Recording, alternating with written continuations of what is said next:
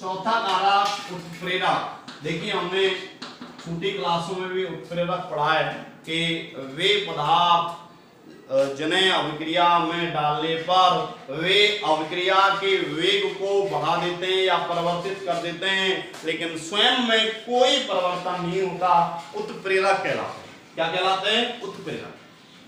वे रासायनिक पदार्थ जिन्हें अभिक्रिया में डालने पर वे अभिक्रिया के वेग को परिवर्तित यानी कि बढ़ा देते हैं, उत्प्रेरक कहलाते हैं, लेकिन स्वयं में कोई परिवर्तन नहीं होता। अब देखिए कैसे हम उत्प्रेरकों को आगे पढ़ेंगे, दो भागों में बांट सकते हैं, धनात्मक और ऋणात्मक। ठीक है, अब देखो उत्प्रेरक है, धनात्मक उत्प्रेरक जिनकी हम बात करें, वे अभिक्रिया के वेग को बढ़ा देते हैं। अब क्यों बढ़ा देते हैं उसका कारण हम एक ग्राफ से सीखेंगे। देखिए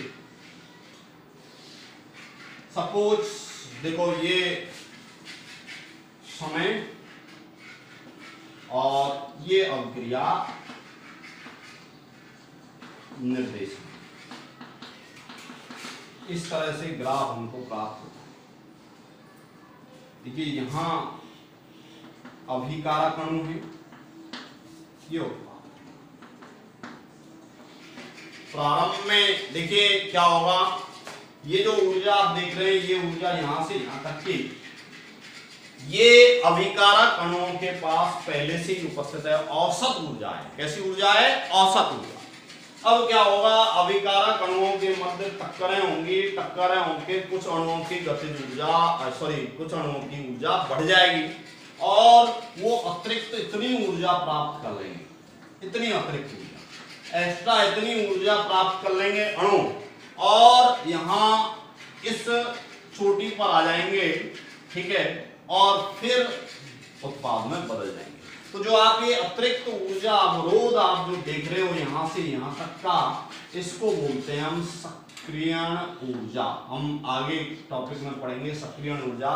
सक्रियण ऊर्जा अभिकारक और उत्पाद के बीच में ऊर्जा अवरोध के रूप में कार्य करती है। मतलब जब तक अभिकारक अणुओं को सक्रियण ऊर्जा के बराबर या उससे अधिक ऊर्जा नहीं मिलेगी, वो उत्पाद में नहीं बदलेंगे। मतलब एक पहाड़ी के रूप में काम करती है, बीच में कि एक व्यक्ति को इधर से उधर जाना है, बीच में पहाड़ है, तो उस पहाड़ को पार करके ही हम उधर जा सकते हैं। उसी प्रकार अभिकारक अणु सक्रियण ऊर्जा प्राप्त करके ही उत्पाद में बदल सकते हैं। ठीक है, अब देखिए ये ऊर्जा अवरोध जितना अधिक होगा उतना ही ज्यादा समय लगेगा अभिकारक को उत्पाद में बदलने में। अब क्या होता है कि आपने धनात्मक उत्प्रेरक अभिक्रिया में डाला तो वो एक ऐसा रास्ता खोजता है अभिक्रिया के लिए जिसकी सक्रियण ऊर्जा कम होती है, उसकी सक्रियण ऊर्जा क्या होती है? कम। और ऐसा रास्ता खोज के अभिक्रिया को जल्दी यानी कि शीघ्रता से संपन्न करा देता है, यानी कि तीव्र गति से संपन्न करा देता है। तो हम ऐसा कह सकते हैं कि अभिक्रिया में उत्प्रेरक डालने पर वो उसकी सक्रियण ऊर्जा को कम कर देता है और सक्रियण ऊर्जा कम होने से अभिक्रिया का वेग बढ़ जाता है। देखिए यहां हम क्या देख रहे हैं, यहां सक्रियण ऊर्जा काम कर रही है ऊर्जा अवरोध के रूप में। ठीक है, ऊर्जा अवरोध के रूप में मतलब जब तक अभिकारक अणुओं को सक्रियण ऊर्जा के बराबर ऊर्जा या उससे अधिक ऊर्जा नहीं मिलेगी, अभिकारक उत्पाद में नहीं बदलेंगे। ठीक है, अब ये सक्रियण ऊर्जा जितनी ज्यादा होगी उतना ही ज्यादा समय लगेगा अभिकारकों को उत्पाद में बदलने के लिए। तो उत्प्रेरक क्या करता है, यदि हम उत्प्रेरक डाल दें रासायनिक अभिक्रिया में तो उत्प्रेरक एक वैकल्पिक यानी कि दूसरा रास्ता प्रदान करता है अभिक्रिया के लिए और उस रास्ते में सक्रियण ऊर्जा का मान कम होता है। अर्थात हम ऐसा कह सकते हैं कि धनात्मक उत्प्रेरक अभिक्रिया की सक्रियण ऊर्जा को कम कर देता है जिससे अभिक्रिया का वेग बढ़ जाता है, यानी कि बहुत जल्दी ही अभिकारक अणु उत्पाद में बदल जाते हैं। तो हम ऐसा कह सकते हैं। और हम ऋणात्मक उत्प्रेरक की बात करें, हम पढ़ेंगे आगे। ऋणात्मक उत्प्रेरक क्या होता है? अभिक्रिया के वेग को घटाता है, अभिक्रिया के वेग को घटाता है। तो वो ऐसा क्या करता है, वो अभिक्रिया की सक्रियण ऊर्जा को बढ़ा देता है। सक्रियण ऊर्जा जब बढ़ जाएगी तो ज्यादा समय लगेगा उसको पार करने में, और अभिक्रिया की दर घट जाएगी। तो हम दोनों उत्प्रेरक हमने देख लिए। मेनली हम यहाँ धनात्मक उत्प्रेरक की बात करेंगे कि ऐसे उत्प्रेरक जो अभिक्रिया के वेग को बढ़ा देंगे। क्यों बढ़ा देंगे? क्योंकि वे अभिक्रिया की सक्रियण ऊर्जा को कम कर देते हैं, जिससे अभिक्रिया की गति बढ़ जाती है। ठीक है, तो क्वेश्चन आ सकता है कि उत्प्रेरक अभिक्रिया के वेग को किस प्रकार प्रभावित करता है। तो हमको यहाँ पर धनात्मक उत्प्रेरकों का ही मेंशन करना है कि जो अभिक्रिया का वेग है वो अभिक्रिया की गति को बढ़ा देता है, क्योंकि वो अभिक्रिया की सक्रियण ऊर्जा को कम कर देता है। और ये डायग्राम हमको फिर बनाना है। ठीक है, तो ये चौथा कारक हो गया उत्प्रेरक। उसके बाद बात करते हैं हम, पांचवा कारक है सतही क्षेत्रफल। क्या? सतही क्षेत्रफल। अभिकारकों का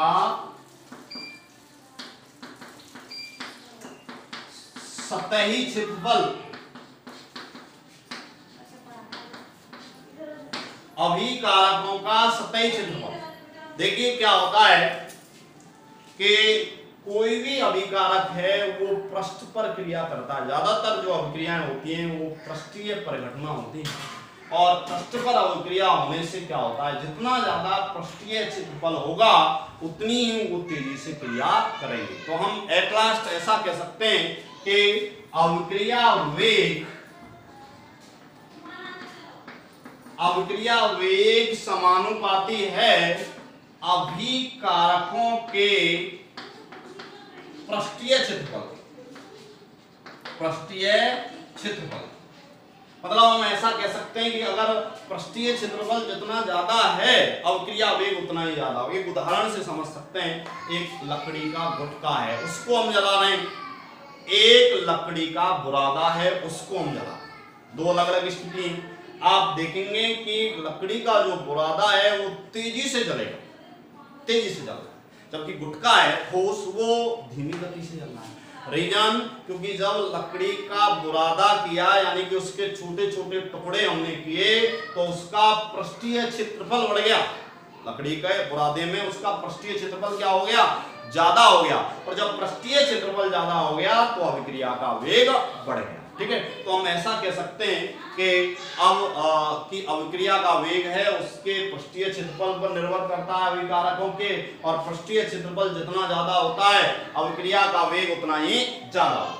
तो बारीक चूर्ण अगर हम अवस्था में यदि अभिकारकों को लेते हैं तो उसकी दर ज्यादा होती है। इसलिए हम साधारणतः जब भी अभिकारक लेंगे तो चूर्णित अवस्था में लेंगे, क्योंकि उसका पृष्ठीय क्षेत्रफल ज्यादा होता है, अभिक्रिया की गति ज्यादा होती है। ठीक है, तो देखिए यहाँ हम समझ गए अभिकारकों का सतही क्षेत्रफल जितना ज्यादा होगा अभिक्रिया की गति उतनी ही ज्यादा होगी। अब है छठवां, विकिरणों की उपस्थिति या विकिरणों द्वारा उद्भाषण। छठवां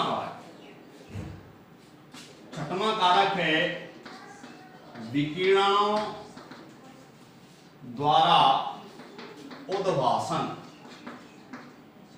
देखिए विकिरण कई तरह की हो सकती हैं, जैसे दृश्य क्षेत्र में विकिरण होती हैं, परावैंगनी विकिरण होते हैं, सूक्ष्म विकिरण होते हैं, कई तरह की विकिरण होती है। ठीक है, तो आप देखते हैं, देखिए विकिरणों में होती है ऊर्जा।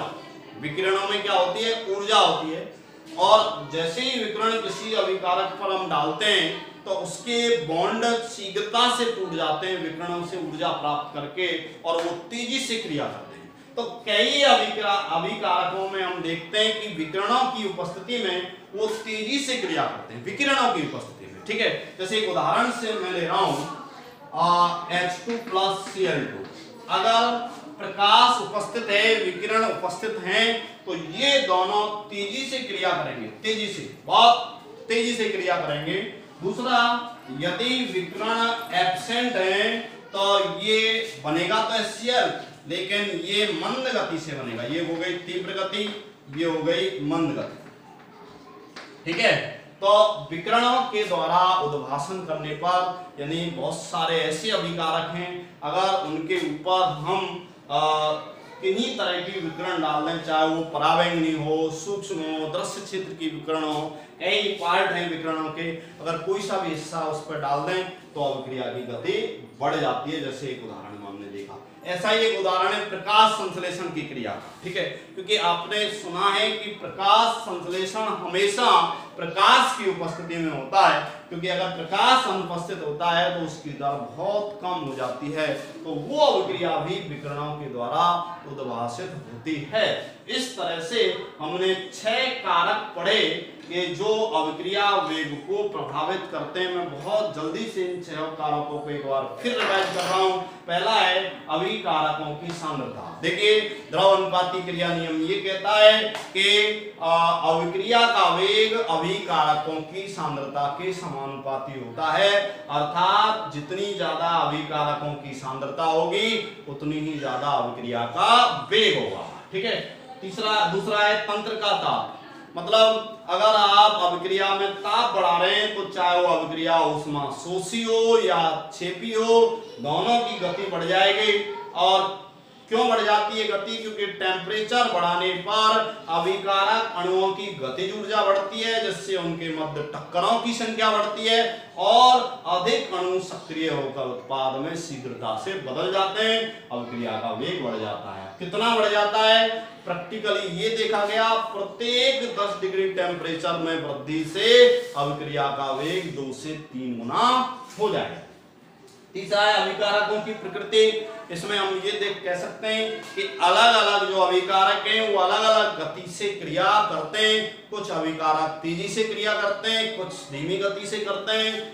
रीजन क्योंकि उनमें अलग अलग तरह के बॉन्ड होते हैं। जैसे हमने उदाहरण से देखा 2NO + O2 = 2NO2, ये अभिक्रिया तेजी से हो रही है। और ऐसी एक अभिक्रिया 2CO + O2 = 2CO2, ये अभिक्रिया धीमी गति से हो रही है, ठीक है।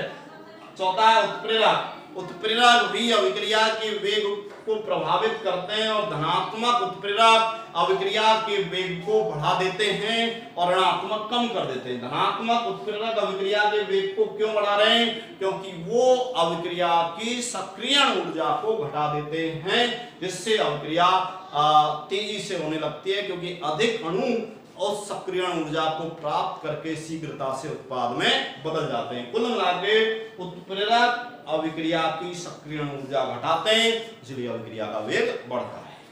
अभिकारकों का सतही क्षेत्रफल, देखो मैंने आपको बताया था सतह पर होती है अभिक्रिया, और जितना ज्यादा सतही क्षेत्रफल यानी कि पृष्ठीय क्षेत्रफल होगा अभिकारकों का, अभिक्रिया की गति उतनी ज्यादा होगी। अर्थात हम कह सकते हैं अभिक्रिया का वेग समानुपाती उनका पृष्ठीय क्षेत्रफल। जैसे उदाहरण से देखा था हमने, अगर लकड़ी का बुरादा और एक लकड़ी का टुकड़ा दोनों को अगर जलाएं तो लकड़ी का बुरादा तेजी से जलता है, क्योंकि उसमें वो छोटा आकार होता है उसका, इसलिए गति ज्यादा होती है। छठवां है विकिरणों की उपस्थिति। कुछ अभिक्रियाएं, सभी नहीं, कुछ अभिक्रियाएं विकिरण जैसे परावैंगनी विकिरण आदि की उपस्थिति में तेजी से होती हैं और अनुपस्थिति में धीमी गति से होती हैं। जैसे ये H2 + Cl2, अगर हमने प्रकाश डाल दिया तो यह अभिक्रिया तेजी से होगी, और अगर प्रकाश नहीं डाला तो यह अभिक्रिया तेजी से नहीं होगी।